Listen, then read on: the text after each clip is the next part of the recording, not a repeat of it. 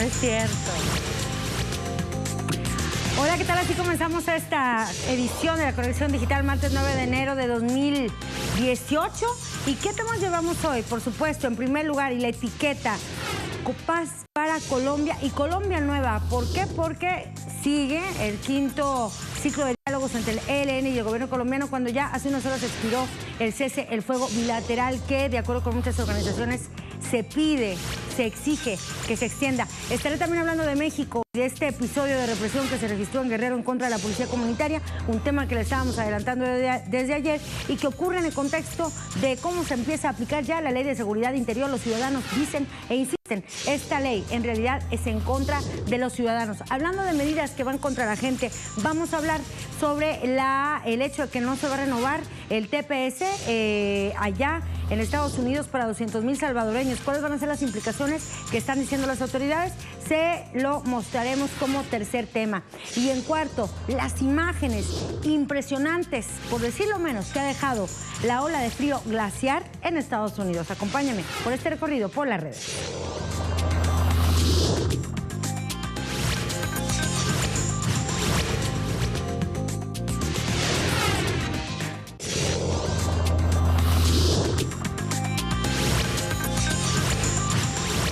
La noticia se está dando en Quito, Ecuador, y es de Colombia.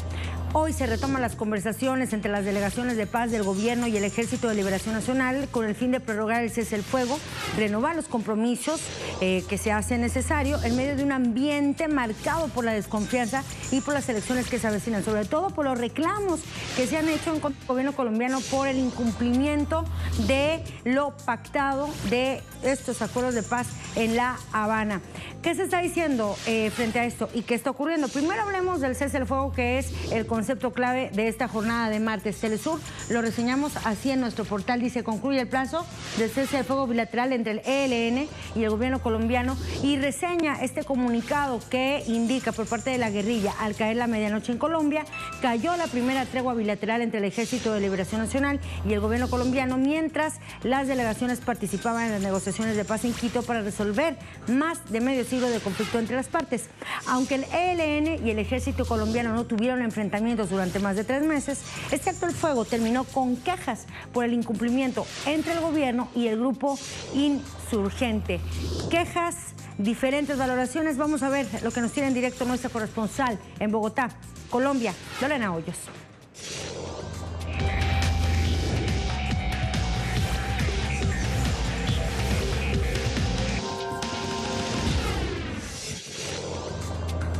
Y lo tenemos en su cuenta de Twitter. Se la muestro a continuación, que es precisamente donde Lorena nos amplía acerca de lo que se está registrando allá en Ecuador. Sociedad civil persevera en llamado al ELN y al presidente Juan Manuel Santos para que mantengan el cese al fuego bilateral en Colombia. Lo reseña así.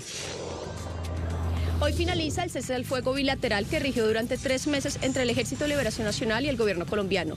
Diversos sectores de la sociedad civil habían insistido a las partes para que mantuvieran el silenciamiento de los fusiles, el silenciamiento de la confrontación armada, mientras se establecían nuevas condiciones que permitieran superar las dificultades existentes. ¿Qué piensa hoy la ciudadanía? Nos acompaña el profesor universitario Víctor de Currea. Nosotros insistimos en la necesidad de que haya un cese bilateral, que se mantenga, que se mejore en medio de la negociación. Los alivios humanitarios que ha vivido la población, especialmente en las regiones de Chocó, de Arauca y Catatumbo, no pueden botarse a la basura, y la legitimidad del proceso en curso es fundamental mantenerlo. Por eso le decimos a las partes: fortalezcan el cese, prolongando el actual y negociando en la mesa sin caer de nuevo en las hostilidades. Hay reacciones, veamos lo que se está diciendo desde las redes de diversos medios y por supuesto de los usuarios. Comienzo con Blue Radio de Colombia. Dice: obispos y la ONU piden al gobierno y al ELN que mantengan los logros del cese el fuego.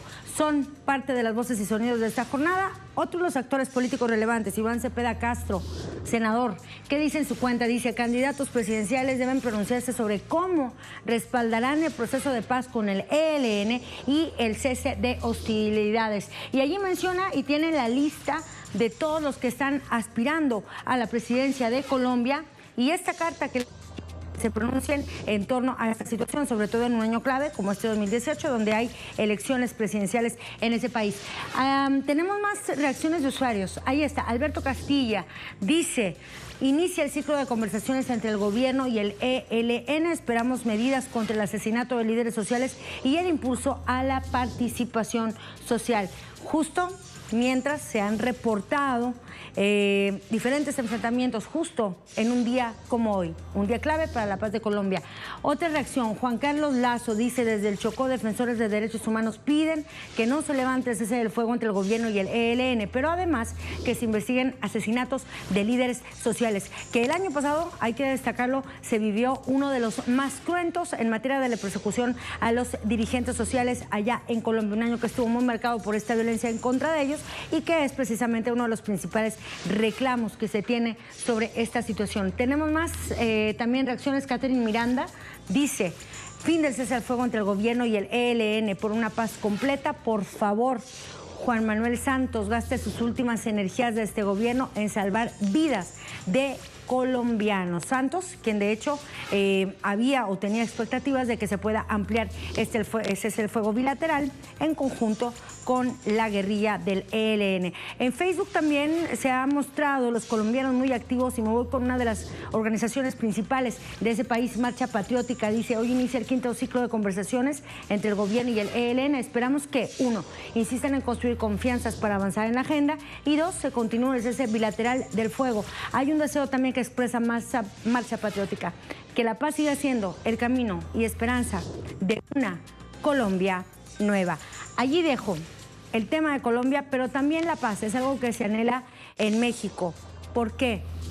Sobre todo en un contexto de violencia. El año pasado fue el de mayor índice de homicidios en los últimos 20 años y sobre todo a finales del año pasado se aprobó la Ley de Seguridad Interior, dicen los analistas, con dedicatoria al gobierno que será electo en las elecciones de julio. Bueno, organizaciones han denunciado la represión contra la Coordinadora Regional de Autoridades Comunitarias, la CRAP, y la CECOP, que es una organización que se va a pronunciar en torno o que se está oponiendo a la construcción de la presa La Parota en Oaxaca, que están exigiendo la liberación de más de 30 detenidos, personas que han sido detenidas a lo largo de los últimos días y que han sido detenidas en este contexto, en el contexto de su oposición en contra de la construcción de la presa La Parota. Hay al menos, en varios episodios de violencia, 11 muertos y 38 detenidos, y las organizaciones exigen que no se criminalice la lucha social. Una exigencia que es urgente en este contexto de la aprobación de la Ley de Seguridad Interior. De eso habla Telesur, de esta noticia, de este tema más bien y de esta normativa, la Ley de Seguridad Interior. Lo que dicen los campesinos, dice: denuncian asesinatos por parte de la policía mexicana, y reseña Telesur que la violencia en contra de las comunidades es una pequeña muestra de cómo se aplicará la Ley de Seguridad Interior en el país. A través de un comunicado de prensa publicado por estas organizaciones sociales campesinas agrupadas contra la hidroeléctrica La Parota en Guerrero, denunciaron al gobierno federal y estatal por persecuciones con resultados de asesinato y agresiones contra la comunidad en resistencia al proyecto. El pasado domingo 7 de enero fueron asesinados 2 policías comunitarios, miembros de la Coordinadora Regional de Autoridades Comunitarias, la CRAC, Policía Comunitaria CRAC PC de la Comunidad de la Concepción, en el municipio de Acapulco. Ahí está uno de los proyectos que ha marcado también este proyecto de la construcción de La Parota allá en Guerrero, que forma parte o entraría dentro de las reformas estructurales impulsadas por Peña Nieto. El semanario Proceso, también semanario crítico, dice: se recrudeció en 2007 el panorama de represión con 48 asesinatos de activistas y periodistas. Es un informe del Comité Cerezo México que señala: en el 5º año de gobierno de Enrique Peña Nieto, la violencia contra dirigentes sociales, indígenas y periodistas cobró 48 vidas, según el informe anual sobre represión que cada año entrega el Comité Cerezo México, de los hermanos Cerezo. Entre los asesinatos mencionan los autores del informe, destacan que fueron 10 periodistas asesinados, mientras que los defensores de derechos indígenas, así como los que procuran defender territorios o buscan una vida digna, son 6 respectivamente. Varios de ellos ocurrieron en Chihuahua. Y así el panorama en este país. Me voy de Guerrero al estado más pobre de México. Le estoy hablando, o uno de los más pobres, que es Oaxaca. Y de eso habla Rigoberto López en su cuenta de Twitter. Dicen, indígenas de San Juan Copala, Nación Triqui, denuncian una vez más la presencia del ejército mexicano en el paraje Cerro Pájaro. Lo que demandamos son obras sociales, no vigilancia y represión, alertó Rufino Merino Zaragoza, líder de la Comisión Política de El MULT. Oaxaca, sobre todo, que ha sido escenario también de episodios de represión a lo largo de las últimas décadas. Y si usted vivió el Día de Reyes de una manera agradable, de una manera como la que todos tendríamos que vivirla, vamos a ver cómo lo vivieron los padres y madres de Ayotzinapa. Lo publican en su cuenta de Facebook, que ellos también hablaron de que hubo niños y niñas celebrando el Día de Reyes con exigencia de que aparezcan los normalistas, pero también ahora denunciando y rechazando enérgicamente la violencia ejercida por el Estado en contra de los pobladores de la localidad de Cacahuatepec, Guerrero, ocurrida el 7 de enero de 2018. Dice, repudiamos la represión contra los miembros del Consejo de Ejidos y Comunidades opuestos a la presa de la Parota, la CECOP y también de la Querac. Ese pronunciamiento que hacen padres y madres de Ayotzinapa, y tenemos ahí una de las imágenes más fuertes en torno a esta situación. La tiene este portal de uno de los asesinados a lo largo de enfrentamientos con la policía. Enfrentamientos, le dice, es la versión oficial del gobierno, represión, es lo que están señalando las organizaciones. De hecho, ¿usted sabía que la presencia militar en las calles de México ha generado cerca de 150,000 muertos? Más de 30,000 desaparecidos según cifras oficiales y más de 310,000 desplazados. De esas cifras y de cómo es en la realidad a pie, es lo que muestra este video elaborado por la plataforma de Telesur en Facebook. Lo vemos.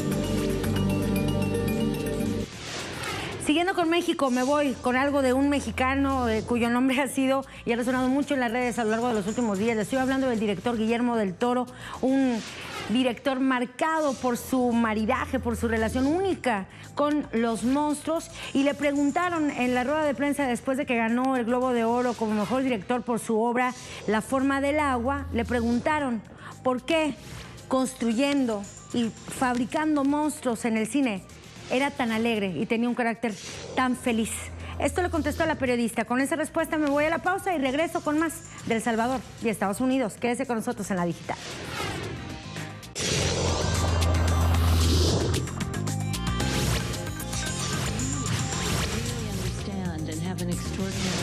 Ability to look into the shadow side, into the darker side of human nature and fantasy and terror. But you also are a really joyful and loving person. So how do you find that balance? I'm Mexican, and you know, no one loves life more than we do in a way, because we are so conscious about death. So the preciousness of life, standing side to side to the one place we're all going through. Let's say everybody in this planet boarded a train that was final destination death. So the train, we're gonna live. We're gonna have beauty and love and freedom. And I think that when you eliminate one of the two sides from the equation, it's a pamphlet. When you take in account the dark to tell the light, it's reality.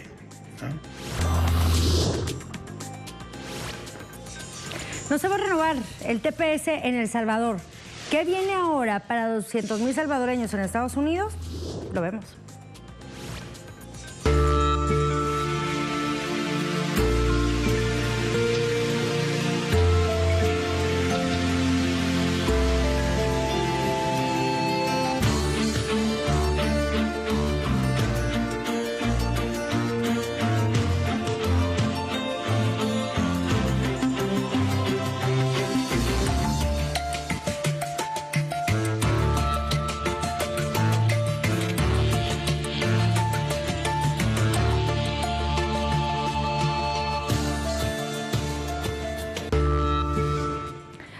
La cifra está ahí, 200,000 migrantes salvadoreños que viven en Estados Unidos como beneficiarios del estatus de protección temporal TPS tendrán que irse de ese país en los próximos 18 meses, luego de que el gobierno de Trump decidió no renovar el programa hacia la nación centroamericana. Esto representa un revés, o es el revés más reciente de la administración de Trump en materia migratoria y una de las que más consecuencias y más graves podría tener.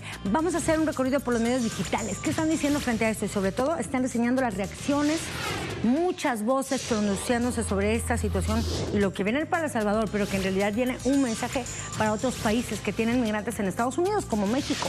La prensa gráfica trae las declaraciones del canciller salvadoreño Hugo Martínez. Dice: siéntanse seguros, nadie los puede perseguir en este momento. Este diario, la prensa gráfica, resalta que salió Martínez así al paso para aclarar la situación sobre la nueva prórroga y posterior cancelación del estatus de protección temporal para los salvadoreños en Estados Unidos. Aclaró el canciller que el TPS continuará con total normalidad en estos días y que se convocará un proceso de renovación para los últimos 18 meses que funcionará esta medida de protección para los salvadoreños en ese país. 18 meses para que se pueda aplicar esto, pero mientras tanto o después, ¿qué sigue? No se da respuesta a eso. Elfaro.net reseña esta noticia de esta manera, hablando de la forma tan escandalizante en que se dio esta medida o esta decisión por parte de Estados Unidos. Fíjese, dice: Trump termina el TPS y Estados Unidos hasta reparte manuales para facilitar la mudanza. La embajada de Estados Unidos en El Salvador reparte manuales para facilitar esto y dice: unos 200,000 salvadoreños tienen los días contados en Estados Unidos, 18 meses para ser exactos. Cifras de gobierno vaticinan que atender el regreso de los migrantes puede generar una crisis. Lo dice muy bien el Faro.net en su sumario. Dice: murió el TPS y mientras el gobierno salvadoreño se resiste en llamar a las cosas por su nombre. ¿Servirá de consuelo un plazo de 18 meses? ¿Usted qué cree? Vamos a ver qué dicen los usuarios en Twitter. Por ejemplo, hay varias reacciones. Wally Amaya dice: lo más triste del TPS es que los salvadoreños no quieren regresar al país por la inseguridad, la falta de empleo y políticos corruptos. 25 años después de la guerra y estamos peor y más divididos. No le echen la culpa a los Estados Unidos de Donald Trump. Él no gobierna. Tiene dos etiquetas: El Salvador y despertemos. Tengo otra más también de Jay Short. Dice: no tengo nada elocuente que decir acerca de la cancelación del TPS para El Salvador, pero yo me pregunto cuántos de mis vecinos, amigos y personas que hay en las calles de DC va a desaparecer. Ahí está. Dice: me están cazando a mí y a otros que yo sepa. Tenemos otra más también de Twitter. Ahí está Luisa Fernanda Rodríguez. Dice: los salvadoreños fueron muy lejos, o son por mucho, el mayor grupo de extranjeros que se benefician de este estatus de protección temporal, del TPS, lo que los protegía de la deportación, ya que habían llegado ilegalmente a Estados Unidos. Y tiene la etiqueta de El Salvador, también @ a la revista Factum. Varias de las reacciones que se están dando, pero lo preocupante es qué va a pasar con ellos, 200,000 salvadoreños. Es un mensaje también para México, con los 700,000 Dreamers. ¿Cómo se les va a recibir en caso de que lleguen al país? ¿Qué empleo se les van a dar? ¿Dónde van a vivir? Ahí está toda la implicación de una decisión así. El TPS, la cancelación en El Salvador y lo que podría venir para otras naciones.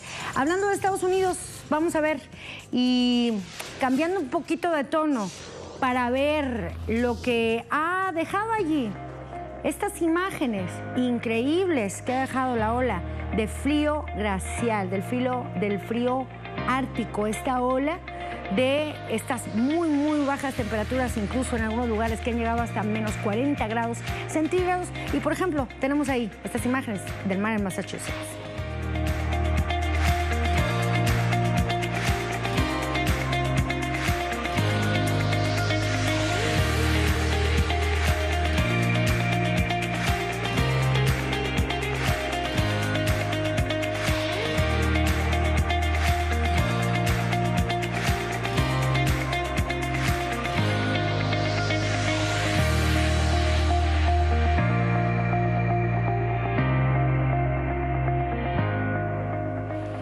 Imágenes increíbles, pero también una situación de alerta es lo que se ha generado en la costa este y el medio oeste en Estados Unidos por esta ola de frío glacial.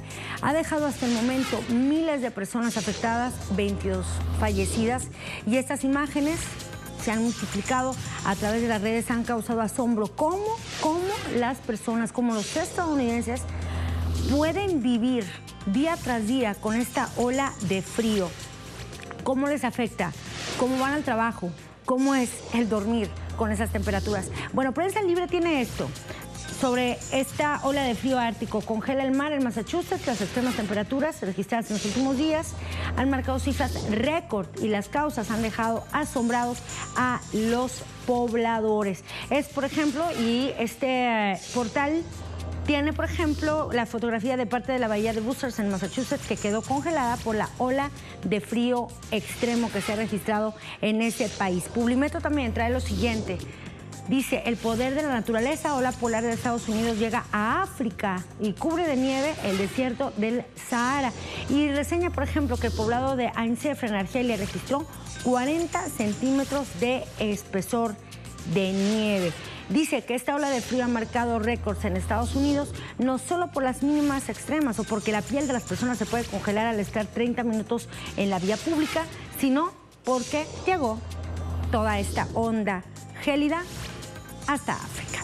Y vamos también, porque le estaba mostrando yo imágenes del mar en Massachusetts, pero también allí, en ese estado, también quedó congeladas las calles. ¿Cómo se vive esto? ¿Cómo se ve? Se lo muestro.